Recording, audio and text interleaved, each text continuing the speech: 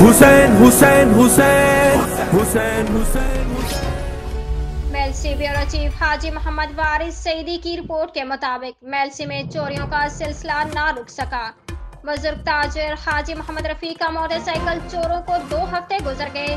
میلسی میں چوری کی وارداتوں کا سلسلہ نہ رک سکا۔ بزرگ تاجر و معروف سماجی شخصیت صحافی حاجی محمد وارث سعیدی کے والد حاجی محمد رفیع کا موٹر سائیکل کہرور پکا روڈ سے چوری کا سٹی تھانہ میں FIR نمبر 754-23 درج ہے، مگر آج تک موٹر سائیکل نہ مل سکا۔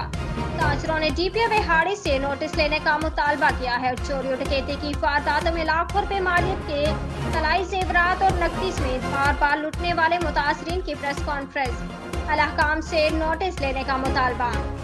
RCA کالونی کے رہائشی بار بار لوٹنے والی فیملی کے افراد میاں کمال اور شاہد کمال نے پریس کانفرنس کرتے ہوئے کہا کہ گزشتہ سال ستمبر میں دن دہاڑے 4 ڈاکو اسلحے کے زور پر گھر میں زبردستی داخل ہو گئے۔ گن پوائنٹ پر اہل خانہ کو تشدد کا نشانہ بناتے ہوئے لاکھوں روپے مالیت کے طلائی زیورات اور نقدی لوٹ کر بلیک رنگ کی گاڑی میں فرار ہو گئے۔ تھانہ سٹی تک وقوع کے FIR تک پولیس نے محدود رکھا۔ دوسرا واقعہ آرائی واہن کے قریب جاتے ہوئے ہوا۔ واردات میں میاں محمد کمال موٹر سائیکل قیمتی موبائل اور نقدی سے محروم ہو گئے۔ اس واقعہ کی بھی روایتی FIR ہوئی۔